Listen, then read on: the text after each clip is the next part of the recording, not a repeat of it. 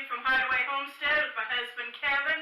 We're talking today about setting goals. A couple of months ago we came across an article about goal setting for your homestead or for other areas of life actually, and they talked about the problems if you don't set goals and you don't break those goals down into bite-sized pieces.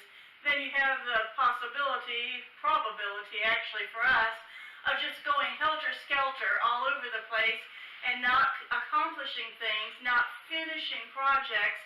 And there's always something else that catches your attention and you can't finish this project because now you're over here digging a raised bed, and now you're over here planting something in the perennial food forest, or you're over here putting up fencing, and you're not finishing things, and you're not reaching those goals on the homestead. We had a situation where last fall we transplanted some tomato seedlings that we had started potting by seed, and we put them out, and we're always intending to come back and put cages around them or some type of fencing. The idea was to put a fence down the middle and let them all be trained towards the center. But it got neglected, other things caught our attention, we were working on things to finish up the house build, and those kinds of things, and weather, and who knows what else, and realized that the tomatoes were growing in a wild mess. They were doing well, and they had fruit on them, and they were in quite good shape, but they were just a tangled mess. And so it took us quite a while to rig up some kind of a system to support them so that we could actually harvest and that the fruit wouldn't lay on the ground and rot. Those are the kind of things that we want to prevent by setting goals, having strategies to reach those goals. We're reminded of the story of how do you eat an elephant. Not that we're going to eat elephants, don't worry about that, but you eat an elephant, they say, one bite at a time. So we're going to try to bring our goals into bite-sized pieces so that we can actually have a strategy to reach the end goal for our homestead this year and to show real progress towards where we want to be at the end of 2019. So, we sat down and had a brainstorming session one time, and on the back of a scrap piece of paper we wrote down some things we wanted to accomplish, some of our goals, and one of them was we've got to get an electric fence to put our chickens and goats and that sort of thing in, so that when they free range it keeps the predators away. We wanted to expand our garden, to plant some more fruit trees and that sort of thing. One of the things is to, let's see, what else is on our list? Finish the fencing. We have a section of our property that doesn't have any fencing up yet, so we've got to go back and finish putting that up. Just that sort of thing. So just several things that we had that we want to finish for our property. So in us making that list, we were able to narrow it down to three separate things that we wanted to accomplish, and the three main things. And one first main thing we wanted to do is we wanted to grow 50% of our fruits and vegetables, and that be our goal for the year, for 2019. And then another one that we came up with was we need to clear some land. We have several wooded areas on our property that needs to be cleared off so that we can add things in that area. So that's one of the other things. And then the third thing we thought of was that we need some animal housing. Like I mentioned a second ago, we're going to have to get up some kind of fencing and that sort of thing. We also need to put up some different types of buildings, and we need to build something for like goats and maybe pigs or something like that we're going to be getting in the future. So that's the three main goals that we've got for ourselves for this year. Then, after we set the goals, we need to break it down into bite-sized pieces, and so that we can make a strategy. Where are we now with this particular item, and where do we want to be, perhaps at the end of the year, maybe even before that. So we break it down into the beginning and the end, and then how do we get from one to the other. So we don't end up with another fiasco like the tomatoes that are growing, but they don't have support for them. So just to take, for example, the grow 50% of our produce this year on the homestead. Some of the things, the smaller bites that we would need is to put in raised beds. We have some areas where we cannot grow in the ground the way it is now. So we had to build some raised beds. As you know, we've already started those projects and have 4 of them set up now, and 3 of them have been planted. So here we are, the first of the year, we've already got produce growing, thanks to our Florida climate. We've already got good things growing in those beds. Another part of our goal, our strategy to bring in more produce, to produce more produce, is to start a new garden area.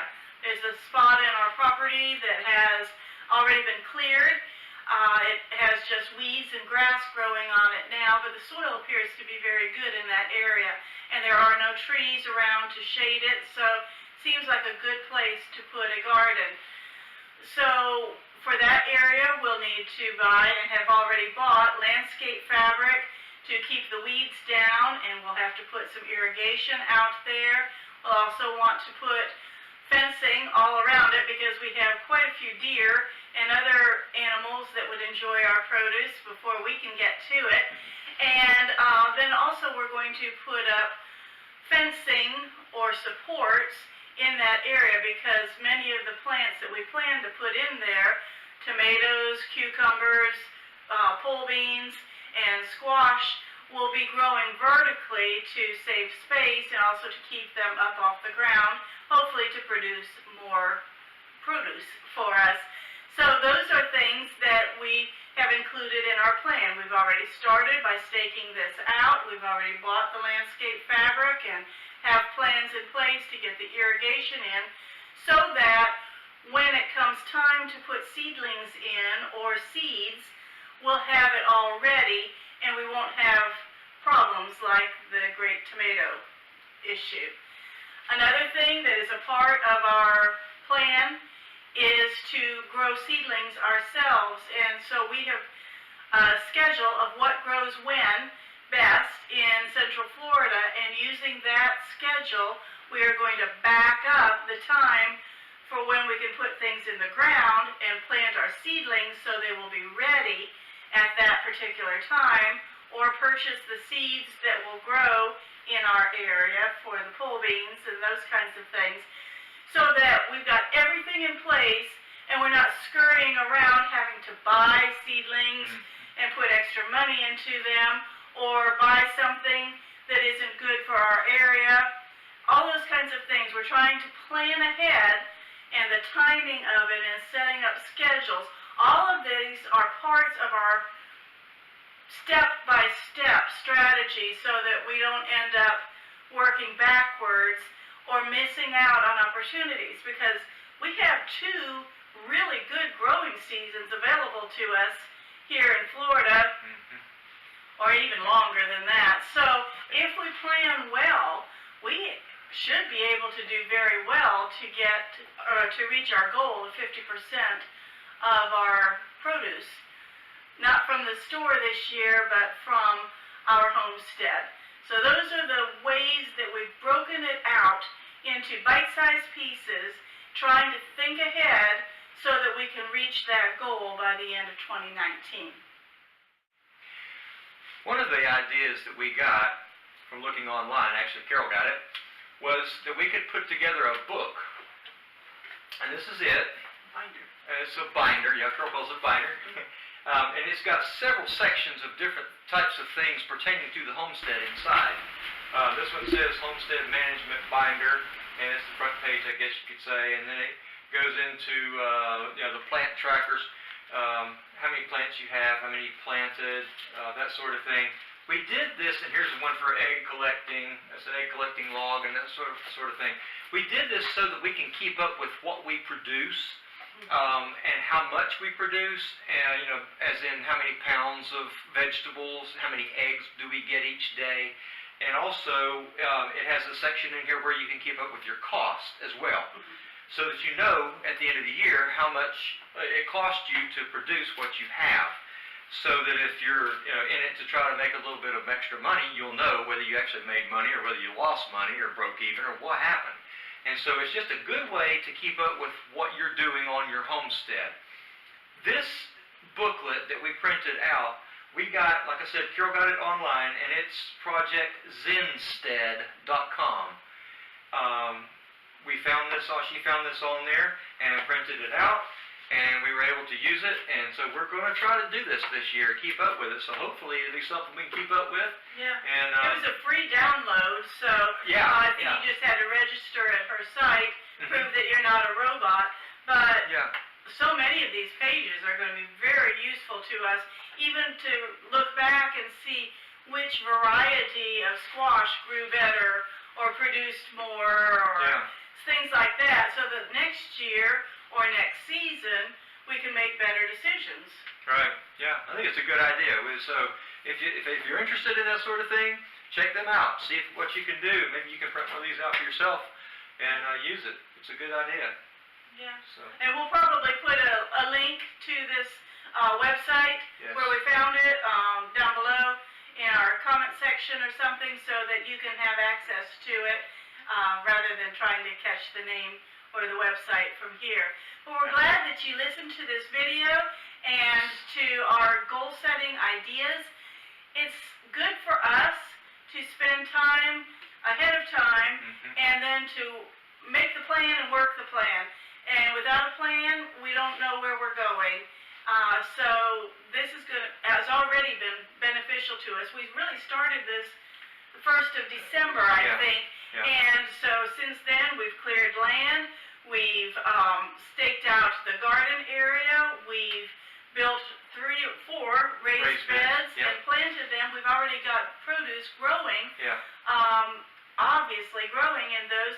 So in 1 month's time, we're already doing well, and we're just looking forward to doing so much better this year with getting all these things done. Please give us a thumbs up, a like for this video. Send us some comments. Give us some ideas about how we can break our goals down, or how you have been able to set goals and keep the goals in front of you and work the plan. And then also, if you haven't subscribed yet, please subscribe to our videos. We'd love to hear from you and love to have you as a subscriber and keep up with us. Until next time, thank you from Hideaway Homestead.